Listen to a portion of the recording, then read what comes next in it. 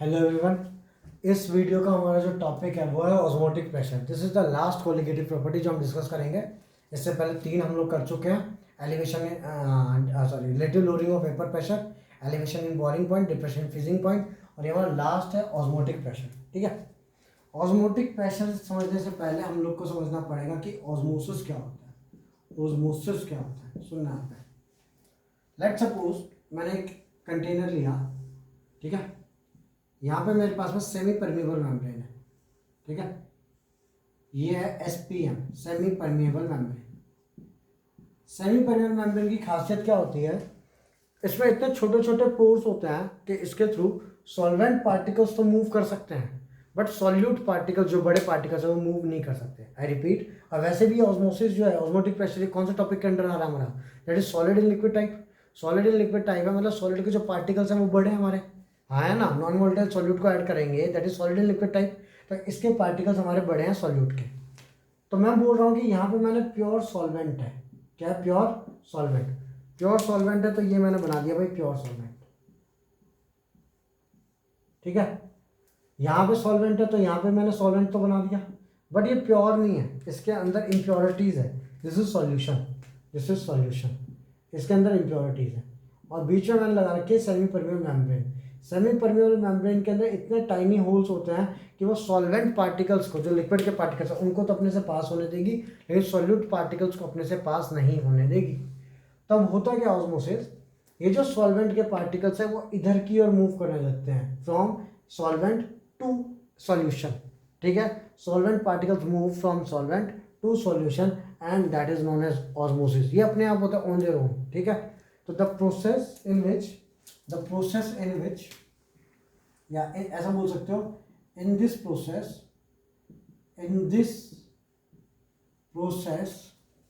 The solvent particles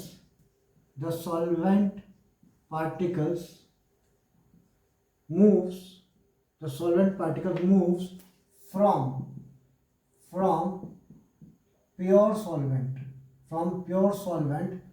to the solution side, ठीक है।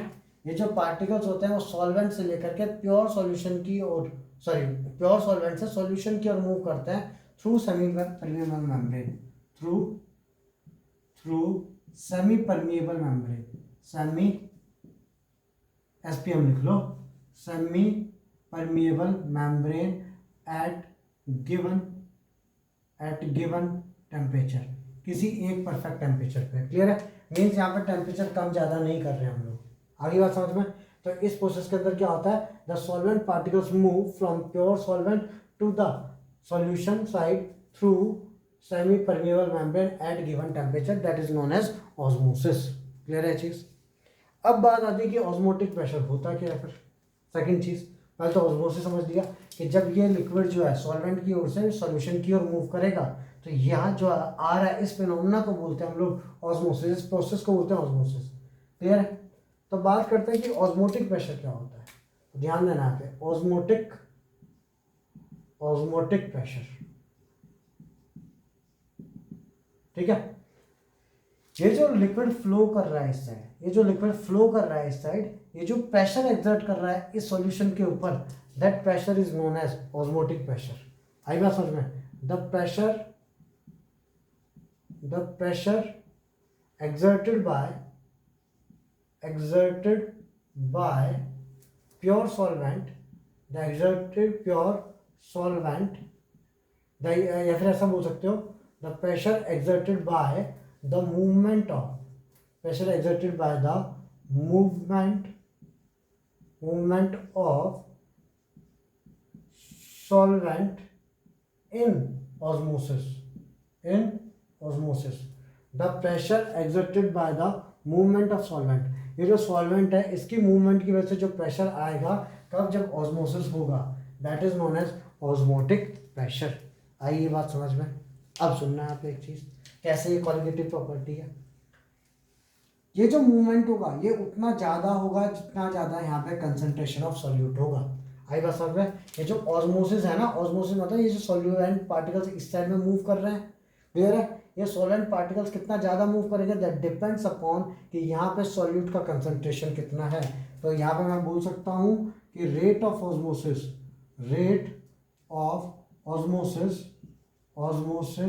depends on amount of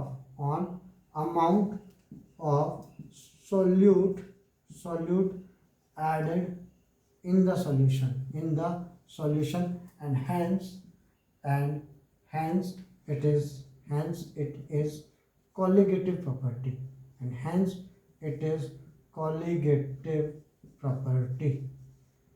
ठीक है। कॉलिगेटिव प्रॉपर्टी क्या होती है, जो डिपेंड करती है अमाउंट ऑफ सॉल्यूट पे। तो भाई जितना ज़्यादा सॉल्यूट यहाँ पे ऐड होगा उतना ज़्यादा सॉल्वेंट मूव करेगा, and hence it is a colligative property. आई बात समझ में? Pressure exerted by the movement of solvent in osmosis. अच्छा एक चीज़ और, ये जो सारा काम हो रहा है that is at a given temperature. Given temperature का मतलब क्या है कि यहाँ पे टेम्परेचर कॉन्स्टेंट रहेगा। टेम्परेचर कॉन्स्टेंट रहेगा मतलब यहाँ पे कंसंट्रेशन की कौन सी टर्म यूज कर सकते हैं हम लोग, मोलैरिटी, RITY। तो यहाँ पे हम लोग मोलैरिटी यूज करेंगे इंस्टेड ऑफ मोलैलिटी। बाकी दो में पहले हमने मोलैलिटी यूज किया था। क्लियर है चीज? ठीक है, बताता हूँ इसको। अब इसके फॉर्मूले की ओर जाएंगे हम लोग। चलो ध्यान देंगे आप सब।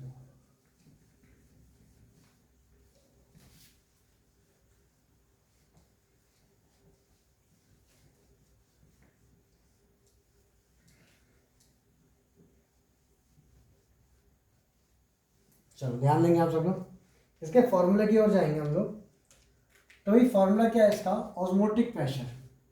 तो ऑस्मोटिक प्रेशर को हम लोग डिनोट करते हैं ऑस्मोटिक प्रेशर, ठीक है, that is pi is equal to CRT। Pi is equal to CRT। Pi मतलब osmotic pressure, CRT that is concentration, R मतलब रियल गैस कांस्टेंट, T मतलब टेम्परेचर। ठीक है, pi equal to CRT, C मतलब concentration, concentration का कौन सा term, molarity, R real gas constant and T is temperature. अच्छा C इज मोलैरिटी। मोलैरिटी का फॉर्मूला क्या होता है, number of moles of solute upon volume of solution in litres, RT।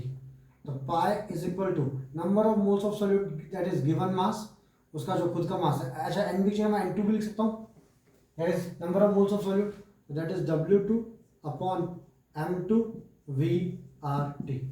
Therefore M2 is equal to W2 upon pi VRT। Clear है? ये molar mass निकालने के भी काफी काम में आता है।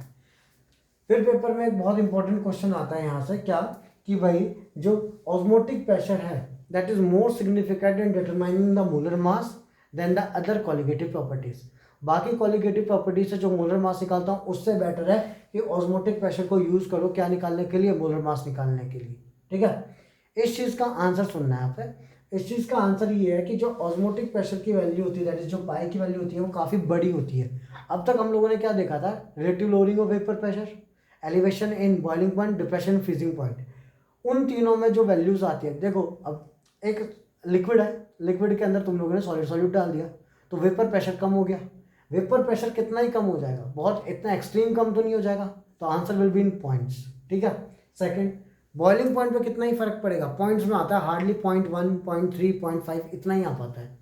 फ्रीजिंग पॉइंट पे भी इतना ही फर्क पड़ पाता है, लेकिन यहाँ पे जो ऑस्मोटिक प्रेशर है उस पर अच्छा खासा फर्क पड़ता है, एंड हेंस हम लोग मोलर मास निकालने के लिए इसको यूज करते हैं। क्यों? क्योंकि पाई की वैल्यू काफ़ी अच्छी खासी बड़ी होती है तो मेजरेबल होती है। क्लियर है चीज़? दूसरी चीज़ ये है कि जो बड़े मॉलिक्यूल्स होते हैं, biomolecules like proteins and carbohydrates, उसके लिए भी हम लोग जनरली यही यूज़ करते हैं, ऑस्मोटिक प्रेशर ही यूज़ करते हैं for determining their molar mass than the other क्या बोलते हैं, कॉलिगेटिव प्रॉपर्टीज। तो इसका आंसर है मेरा, इसका आंसर है कि बाकी जो ये है कॉलिगेटिव प्रॉपर्टीज में टेम्परेचर राइज है, यहाँ पे टेम्परेचर राइज नहीं है। तो कम टेम्परेचर पे, मैं सॉरी हाई टेम्परेचर पे वो जो बायोमॉलिक्यूल्स है वो एग्जिस्ट नहीं कर पाते, या डायमराइज हो जाता है, डिसोसिएट हो जाता है, इसलिए हम लोग क्या यूज़ करते हैं वहाँ पे, ऑस्मोटिक प्रेशर। क्लियर है चीज़? चलो आगे मुद्दे की बात आते हैं।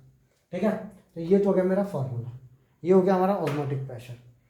इसके बाद में एक डेफिनेशन आती है हमारी, that is isotonic solution. Isotonic solution paper के अंदर बहुत बार पूछी जाती है, व्हाट इज आइसोटोनिक सॉल्यूशन। तो the two solutions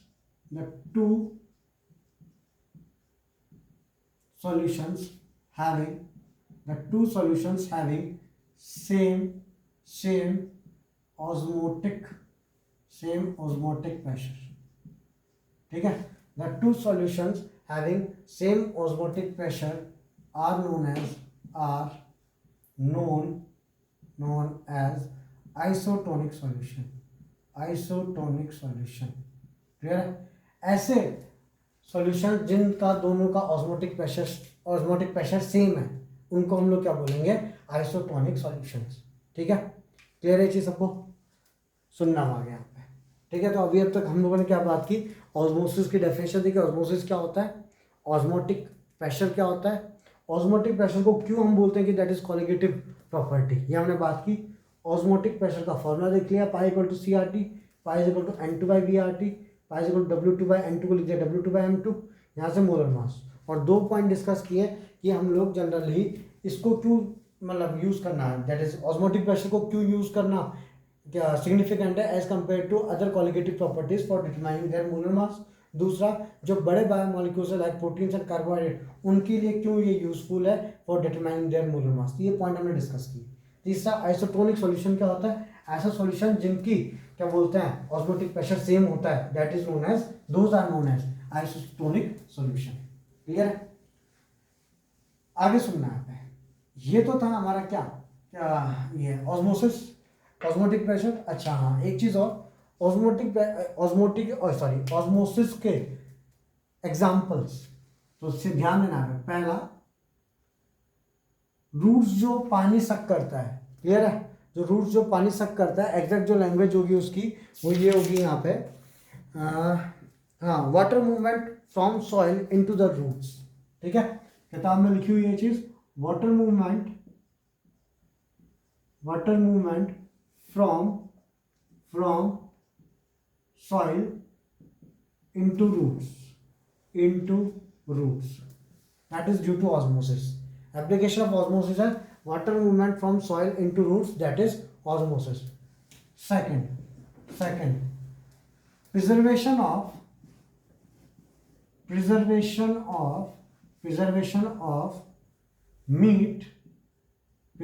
of meat by salting and by adding sugar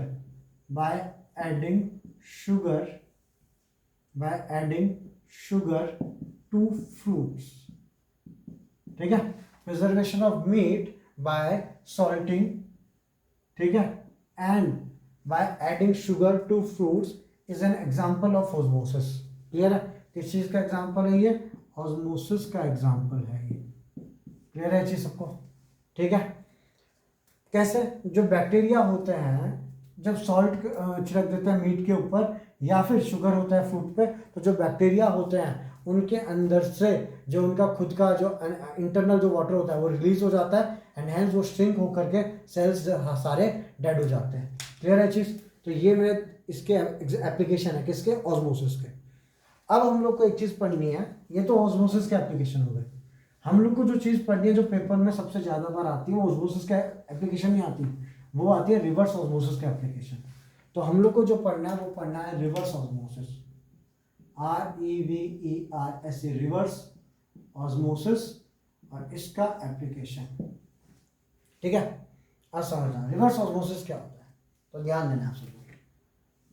मैंने ये बीकर बना करके मैंने सेमी परमिएबल मेम्ब्रेन बनाई, SPM, सेमी परमिएबल मेम्ब्रेन. ठीक है, यहाँ पे मैंने बनाया pure solvent, this is solvent. ठीक है, यहाँ पे मैंने बनाया सॉल्वेंट और सॉल्वेंट के अंदर थोड़ा सा सॉल्यूट, सॉल्वेंट के अंदर solute, that is solution. Clear है? सॉल्वेंट, सॉल्यूशन, और ये मैंने बनाया सेमी परमिएबल मेम्ब्रेन. अब मेरा क्वेश्चन ये है, ऑस्मोसिस में क्या हो रहा था? ऑस्मोसिस में सॉल्वेंट पार्टिकल मूव कर रहे थे from solvent to the solution side.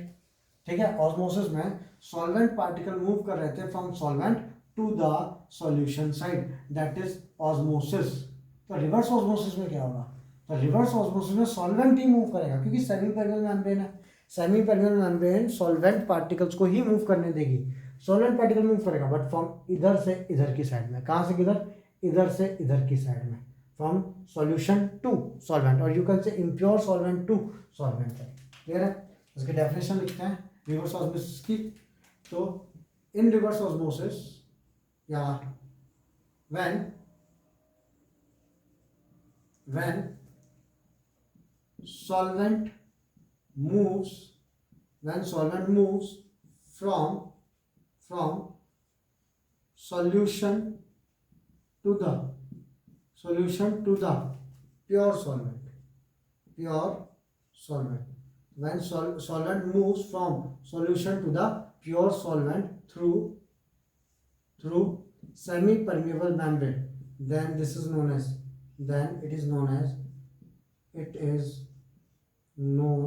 as reverse osmosis। आगे बात समझ में? जब सॉल्वेंट मूव करेगा from solution to solvent side, then this is known as reverse osmosis. Clear है चीज? अब पेपर में आता है क्या? पेपर में आता है application of reverse osmosis, application of reverse osmosis. Clear है? तो एप्लीकेशन क्या है इसकी एप्लीकेशन है डीसैलाइनेशन ऑफ सी वाटर। इसकी एप्लीकेशन है डीसैलाइनेशन ऑफ सी वाटर। देखो सैलाइनेशन का मीनिंग क्या होता है? सलाइन वर्ड होता है नमक के लिए यूज होता है, तो सैलाइनेशन का मतलब पानी के अंदर नमक ऐड करना। क्लियर है? तो डीसैलाइनेशन का मतलब क्या हो गया? पानी से नमक निकालना, टू गिव पोर्टेबल वाटर।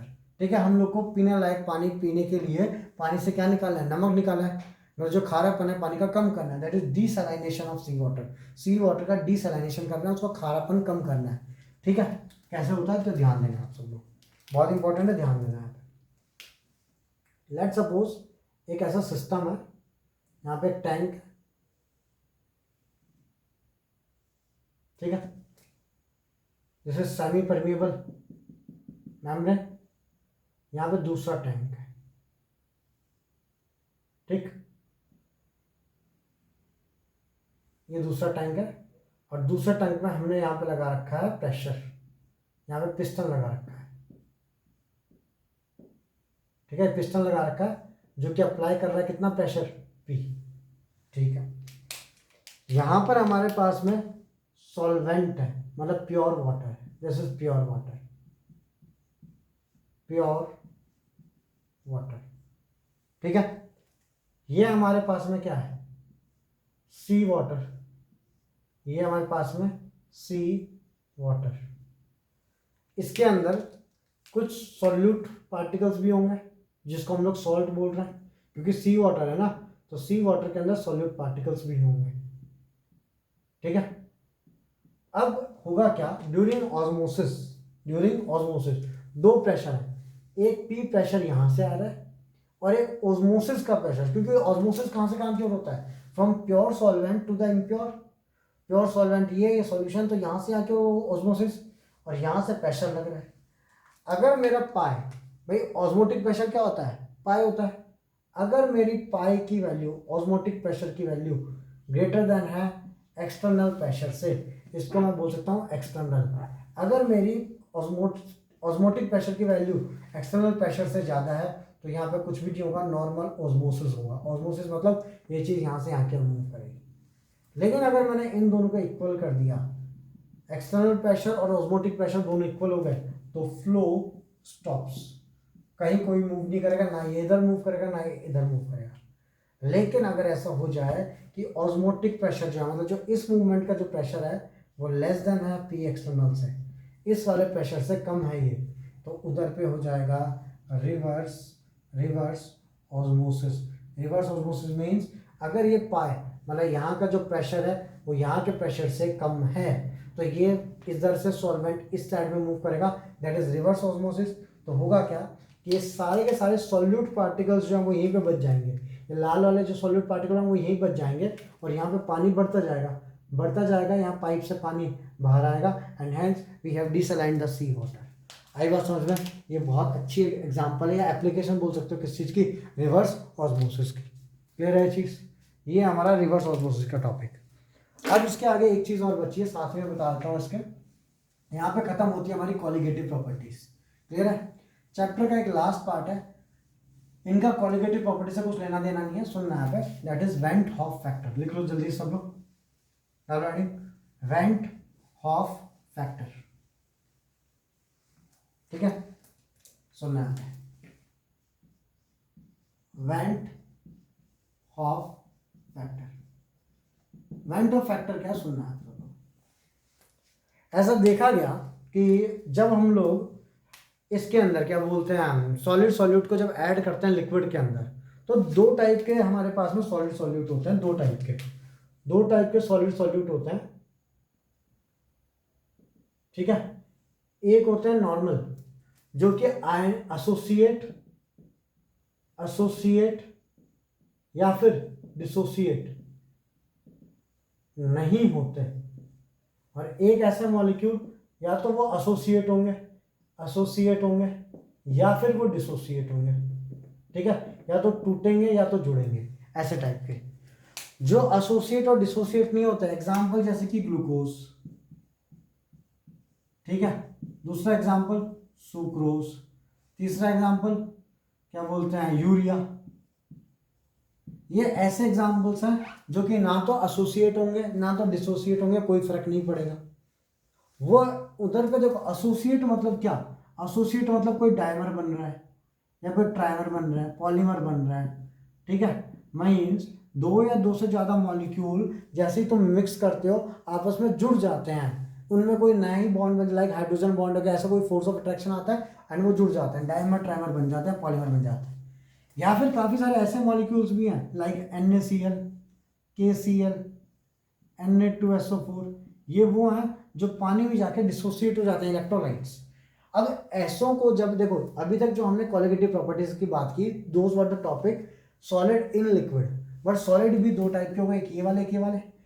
इनके लिए तो जो हमने बातें अभी तक की वो सब सही थी, इनके लिए जो भी हमने बातें की वो सब सही थी, बट इनके लिए वो बातें सही नहीं थी। इनके लिए होता क्या है, जो भी कॉलिगेटिव प्रॉपर्टी हमने पढ़ी, relative lowering of vapour pressure, change in freezing point, change in boiling point, मतलब depression, elevation boiling point, depression freezing point और ऑस्मोटिक प्रेशर, ये हमने जो कॉलिगेटिव प्रॉपर्टी पढ़ी, ये हरदम उनकी जो एक्सपेक्टेड वैल्यू है उनसे थोड़ी सी वैल्यू, एक्सपेरिमेंटल वैल्यू अलग आती है। क्यों?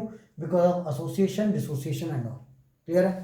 और जनरली होता क्या है, इनसे जो मैं मोलर मास निकालता हूँ, जब हम लोग मोलर मास निकाल सकते हैं ना भाई, हर एक प्रॉपर्टी से हम क्या निकाल सकते हैं, depression in freezing point, elevation in boiling point, हम सब क्या निकाल सकते हैं इनसे, एक मोलर मास। ठीक है, जनरली जो मोलर मास होता है या तो वो कम आता है या तो वो ज़्यादा आता है। आगे बात में समझे?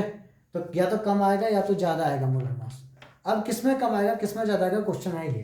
ठीक है, तो लिखेंगे वहाँ पे whenever there is dissociation of solute, देखो तुम लोग, मैंने लिख रहा whenever there is dissociation of solute, whenever there is dissociation of solute, the calculated molar mass, या ऐसा लिखो वहाँ पे whenever there is dissociation of solute, the calculated molar mass is always greater than the experimental molar mass. Whenever there is dissociation of solute, the calculated molar mass is always greater than the expected molar mass. ठीक है, sorry expected नहीं, experimental. Calculated expected होता है, experimental molar mass. ठीक है, अगला लिखो वहां पे whenever there is association of solute, whenever there is association of solute, whenever there is association of solute, the experimental molar mass is higher than the calculated molar mass. The experimental molar mass is higher than the calculated molar mass. Clear है चीज? ठीक है, ये दो चीजें रहती हैं कि जब डिसोसिएशन होता है, जब एसोसिएशन होता है तो क्या होता है। तीसरी चीज होती है हमारे पास में क्या, एक चीज that is abnormal molar mass. Abnormal molar मास। अब देखो यहाँ पे एक हमने कॉलिगेटिव प्रॉपर्टी के थ्रू मोलर मास निकाला, ठीक है, एक हमको पता था मोलर मास कितना है, वो दोनों में थोड़ा सा अंतर आ रहा है। उसमें भी क्या, जब डिसोसिएशन हो रहा है तो ज़्यादा है, एसोसिएशन पे कम है। हाँ कि ना, डिसोसिएशन पे ज़्यादा, एसोसिएशन कम है, ये जो डिफरेंस आ रहा है दैट इज नोन एज, मतलब ये जो चेंज आ रहा है that is known as abnormal molar mass. ठीक है, लिखेंगे इस चीज़ को जल्दी से। Molar mass that is either higher और lower, molar mass that is either higher और लोअर, देखो जल्दी से, molar mass that is either higher और lower than the expected normal value, molar mass that is either higher और lower than the expected normal value is known as abnormal molar mass. ठीक है, main point है यहाँ पे either higher और lower than the expected value. ठीक है, उसको बोलते हैं हम लोग एबनॉर्मल मोलर मास। क्लियर है चीज। अब आई क्या बुलाता है, वेंट ऑफ फैक्टर। ठीक है, वेंट ऑफ ने एक रिलेशन निकाला, तो लिखो वहां पे आई इज इक्वल टू, इसका फॉर्मूला लिखेंगे, normal molar mass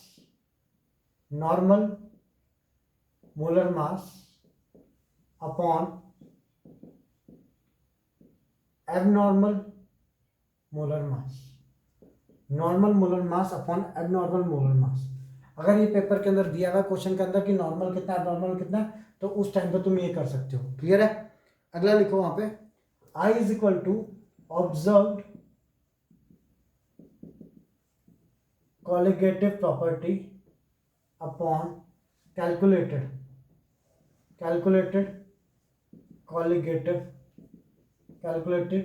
colligative property. I का दूसरा फॉर्मूला है observe colligative property upon calculated colligative property. Clear है। आई का सबसे ज्यादा इंपॉर्टेंट फॉर्मूला जो अपन पेपर के अंदर यूज करेंगे, जनरली यही आता है क्वेश्चन के अंदर, यही यूज करते हैं हम लोग। I is equal to number of particles after dissociation और एसोसिएशन। ठीक है, divided by number of particles before association और डिसोसिएशन। क्लियर है। आई होता है number of particles after dissociation, हमको नहीं पता ना एसोसिएशन और डिसोसिएशन का, तो एग्जांपल ले लिया मैंने, सॉरी फॉर्मूला दे दिया, i is equal to number of particles after, मतलब अगर कोई भी चीज हो रही है कि उसके बाद में एसोसिएट हो रहा है कि डिसोसिएट, उसके बाद जितने नंबर ऑफ पार्टिकल्स बचे हैं डिवाइडेड बाय पहले कितने थे। क्लियर है। ये चीज आई की हम सबसे ज्यादा यूज करेंगे, आई का ये वाला फॉर्मूला। अब अगर मैं आई की वैल्यू की बात करूं तो ध्यान देना आप सब लोग, लेट सपोज मैं बोल देता हूं कि एसोसिएशन हो रहा है। क्या हो रहा है, एसोसिएशन का मतलब क्या है कि एक ए है एक बी है, दोनों ने मिलाकर के क्या बना दिया, ए बी। ठीक है, तो मैं बोल सकता हूं हरदम एसोसिएशन में ऐसा ही होगा कि एरो के बाद में, गिव्स के बाद में यहाँ पे कम नंबर ऑफ पार्टिकल्स होंगे और यहाँ पे ज्यादा नंबर ऑफ पार्टिकल्स होंगे, क्योंकि एसोसिएट हो रहा है ना। तो i is equal to van't Hoff factor is equal to number of particles after association upon number of particles before dissociation. तो हरदम देखो यहाँ पे ये पार्टिकल कम होंगे आफ्टर में, ये वाले पार्टिकल ज्यादा होंगे, मतलब आई की वैल्यू हरदम लेस देन 1 आएगी। क्यों, क्योंकि ये पार्टिकल कम है अपॉन ये वाले पार्टिकल ज्यादा है, इसलिए आई की वैल्यू लेस देन 1। अगर मैं बात करूं डिसोसिएशन की, ठीक है, तो A B gives A plus B, और भी हो सकते हैं भाई, मैं तो सिर्फ 2 का एग्जाम्पल ले रहा हूं। तो इसमें देखो क्या हुआ है, number of particles after dissociation कितने हैं, 2 हैं, बिफोर कितना है, 1 है, तो 2/1 दैट इज 2। मीन्स मैं बोल सकता हूँ डिसोसिएशन के बाद नंबर ऑफ पार्टिकल्स ज्यादा हो जाएंगे, तो i is greater than 1 in dissociation, हरदम 1 से ज्यादा आएगा आंसर। क्लियर है चीज। ठीक है भाई। एंड हेंस जितनी भी हमारी जो कोलिगेटिव प्रॉपर्टी थी, ठीक है, कैसे टाइप के लिए, जहां पे एसोसिएशन होता है या फिर जहां पे डिसोसिएशन होता है, फॉर एसोसिएशन और डिसोसिएशन, फॉर ऐसे सॉल्यूट जो एसोसिएट होते हैं सॉल्वेंट पे डाल के, डिसोसिएट होते हैं फॉर एसोसिएशन और डिसोसिएशन। ठीक है, या तो एसोसिएशन के लिए या फिर डिसोसिएशन के लिए। जो कोलिगेटिव प्रॉपर्टी उनका फॉर्मूला लिखूंगा मैं। सबसे पहली थी P0A minus PS upon P0A is equal to XB। That is relative lowering of vapour pressure. दूसरी थी delta T B is equal to K B into M, that is elevation boiling point. तीसरी delta T F is equal to K F into M, that is depression freezing point. And तीसरी चौथी is equal to pi equal to C R T, that is osmotic pressure. ये चारों जो colligative property थी हमारी, ये थी किसके लिए? ये थी हमारी ऐसे टाइप के लिए जो कि ना एसोसिएट होते ना डिसोसिएट होते। Example sugar, glucose, urea. But ऐसे टाइप के सॉल्यूट जो कि या तो एसोसिएट होते हैं या तो डिसोसिएट होते हैं, उनके लिए क्या है? Went Hoff factor expected value से अलग वैल्यू मिलती है। तो इनका आंसर कितना आएगा? क्वेश्चन है ये। इनका आंसर आएगा आई इंटू एक्स बी, आई इंटू के बी इंटू एम, आई इंटू के एफ इंटू एम, आई इंटू सी आर टी। अब बात करता हूँ आगे की। 2021 के बोर्ड में ये वाला कंसेप्ट नहीं है वेंट ऑफ फैक्टर वाला, क्लियर है? तो मीन्स इस पर न्यूमेरिकल भी नहीं आएगा, मतलब ऐसे क्वेश्चन नहीं आने वाले तुम लोग को जिसके अंदर आई का यूज हो रहा हो, मतलब एसोसिएशन या डिसोसिएशन होना। लेकिन जो 2022 के बोर्ड के लिए पढ़ रहे हैं भाई, ये वाले पे क्वेश्चन आता ही आता है, क्लियर है चीज़? तो यहाँ पे होता है भाई हमारा चैप्टर खत्म इस टॉपिक के साथ में। अपने सारे वीडियोस देखना, नोट्स कंप्लीट कर लेना, बाकी फिर अगले वीडियो में मैं तुम लोग को करवाऊंगा क्वेश्चंस प्रैक्टिस, क्लियर है? चलो फिर, थैंक यू।